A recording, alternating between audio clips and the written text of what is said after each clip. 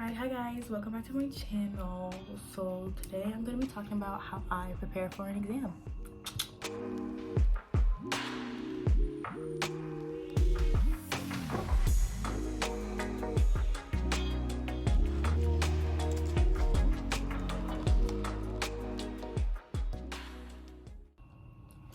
So usually when I start preparing for an exam, it's either when the unit actually starts or around 2 to 3 weeks before the exam is.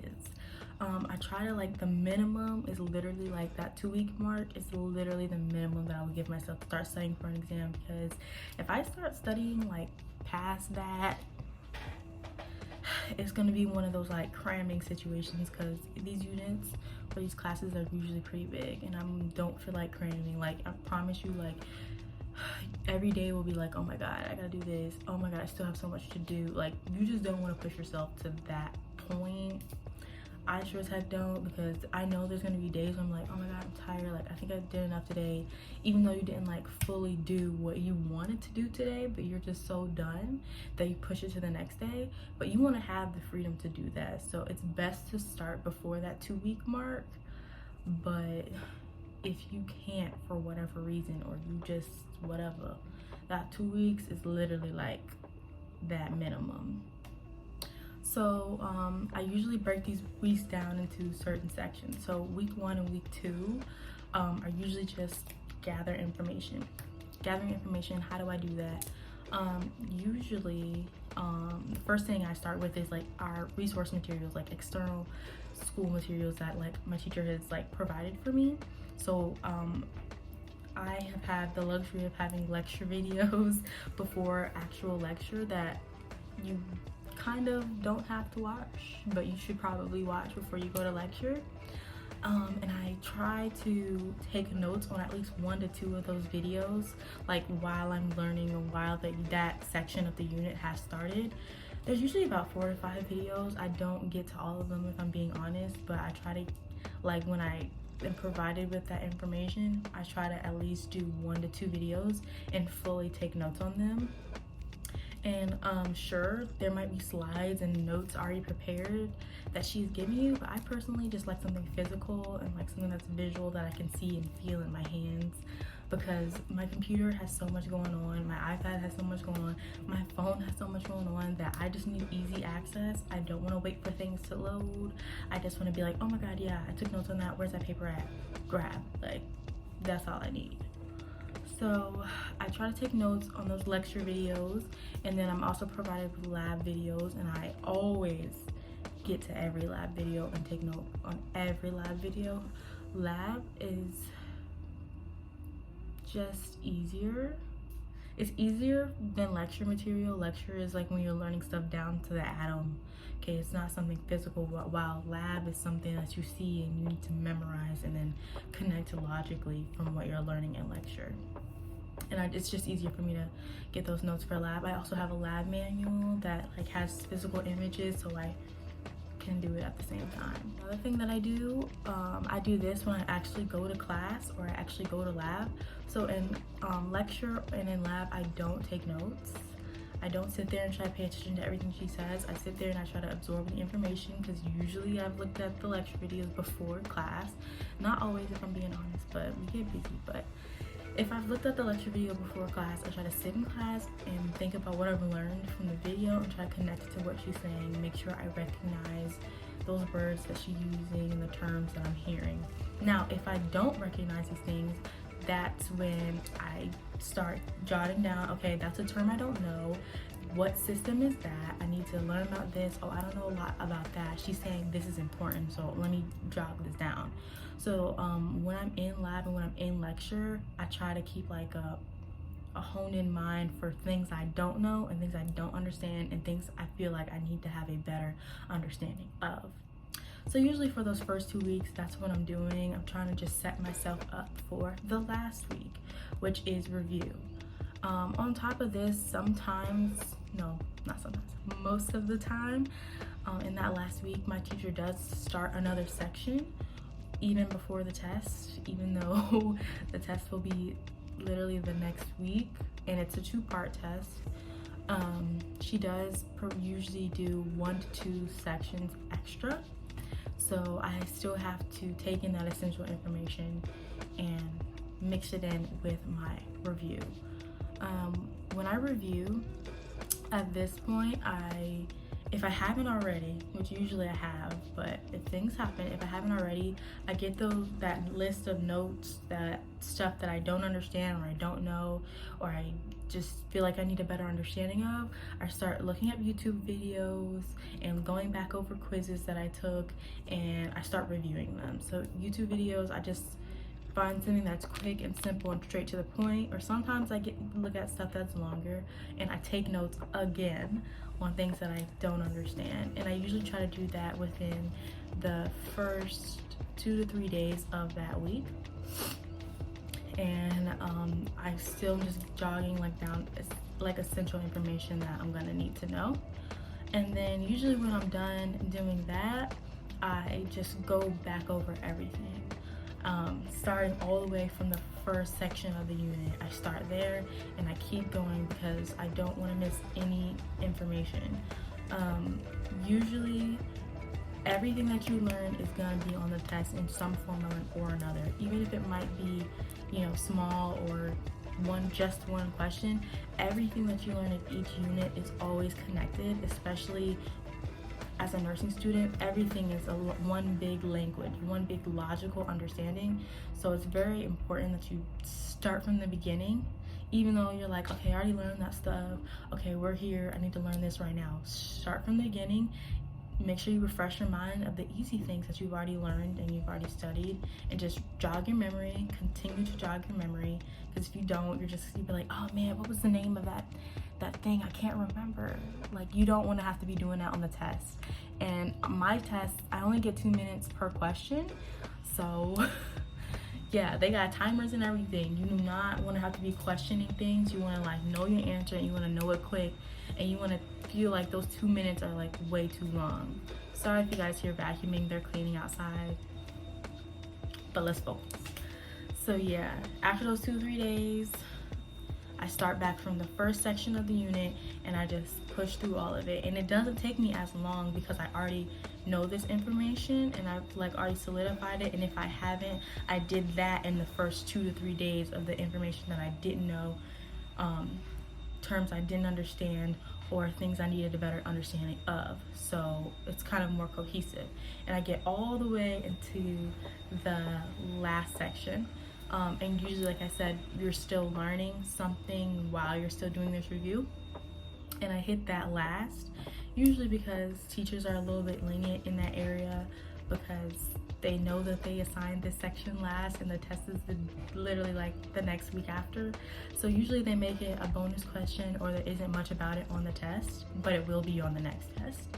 So I still go over it, but I don't usually have a lot attached to it. I don't necessarily have some type of visual image, but I take the quizzes, the practice quizzes, I do the study guides, and I go over the lecture videos and lab material.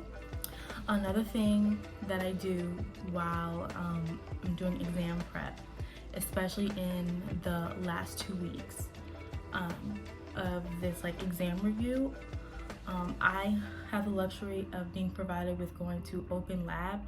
So I always take the opportunity to go at least once a week. They have open lab every day here. So I go at least once a week, and they're about 2 hours long. It's not really proctored, but there are people there who have taken the class already, who maybe have tips and tricks that they can show you. Also, everything that you're going to be testing on is going to be in that room.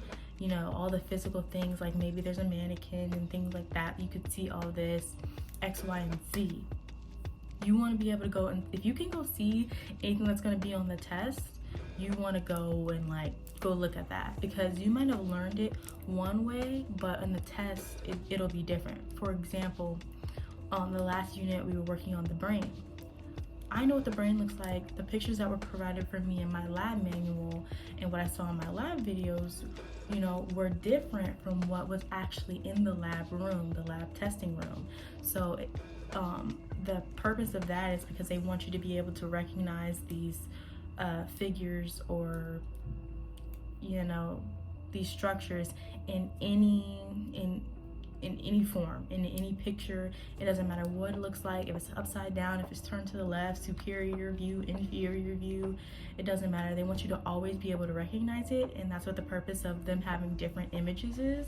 But you know, that's kind of hard to like try to do right now. So what I like to do is primarily focus on those images that are in the lab testing room, and the ones that are in for lecture specifically. Usually in the lecture videos they have the images that they are going to use on the lecture test, but you know, you're not going to always have the lecture video on hand. And mind you, like I said, there's usually around 4 to 5 of them, so you're not always going to be able to access them. But it's important to take note of them, and when you're watching those lecture videos, to take pictures of those like pictures or images that you don't have like provided for you on hand, because that's what you're going to be testing on. Like I said, the purpose is so that you can recognize these structures no matter what and where. So when I go to open lab, that's definitely one thing that I pay attention to, and I try to go to lab at least 2 to 3 times before the test. So at least once, y'all. Like once is the minimum. You should go at least once. And then when those last 2 days come around, the Saturday, Sunday, and usually I have my tests for a lecture on a Tuesday and my test for a lab on a Thursday. And so when that weekend comes around before I actually have my test, I usually try to, they're on Saturdays and Sundays, it's like a whole nother review again. And I just go over all the information, and I just organize all my notes, my physical, visual notes, adversaries, and I just go over all of them, and I look at them, make sure I'm not missing anything. What extra information do I need to know? Did I go over everything in my little note things about stuff I don't understand? And I also take a look at those quizzes. And I talk to other people in the class. Hey, what did you guys learn about this? How do you feel about this section? X, Y, and Z. Just reach out to anybody and just look over everything. And then after Sunday and Saturday, on Monday, I try to just relax, because I don't want to have nerves. I don't want to be stressed. I don't want to be tired. I want to feel good. I want to feel healthy. I want to feel happy and ready to take this test and just accept, you know, I'm taking this test, I'm going to do well, and I know what I know. Because that imposter syndrome is real. Like, I sometimes always feel like I don't know anything the day before the test. I'm like, oh crap, what am I going to do? Like, I don't know anything. And that's normal. That's okay. It's just, you know it. If you took the time to go over these notes and do X, Y, and Z and write it out, and hours of looking at the lecture videos, then you know it, and it's gonna come back to you. You just have to psych yourself out of that mindset, because it'll destroy you. You don't want to be like that. So I take that Monday. I still look at things towards the end of the day, but for the most part, I just try to relax and eat and sleep, and I just make myself feel good, feel proud of myself, and get in that mindset of, girl, no matter what, you did your best. No matter what, you put in the work. It doesn't matter what that score says. It's not, representative of who you are or your work ethic, for that matter. So, and that's not to tear yourself down to expect a low score at all. It's just reassurance, because it's just reassurance. And so when you get that great score that you worked hard for, it's just like, yeah, I knew it was coming. Don't ever, put yourself in some deep hole that you can't get out of. And I know that's easier said than done, but you just have to, if you know the hours of sleep that you missed, the times you could have been hanging out with your friends or just laying outside in the sun, you worked hard. this is just a day to take to just make sure you know that and just relax. So yeah guys, I hope that made sense. I don't know if it sounded crazy. I tried to make it a little structured so you guys could see what I do, but you know, the main things that I do for my exam. Number one, start when the unit starts or 2 to 3 weeks in advance. The first and the second week is when I gather my information by using external resources and class materials, and then I also make a list of things I don't understand, terms I haven't heard of, or things I need a better understanding of. And within the last week, I do review, starting from the first section of the unit, coming all the way back to the current section that we are on. And Saturdays and Sundays is just another going over information. Monday, relax. Tuesday, you're ready to go. So yeah, I hope you guys enjoyed this video. I hope it was helpful. I hope it's relatable. I hope it gave you guys like a better aspect on what you can do, or maybe ways that you can improve or feel affirmed in what you're already doing, whatever the matter may be. But that's all I have for you guys. Don't forget to like, comment, and subscribe. Bye.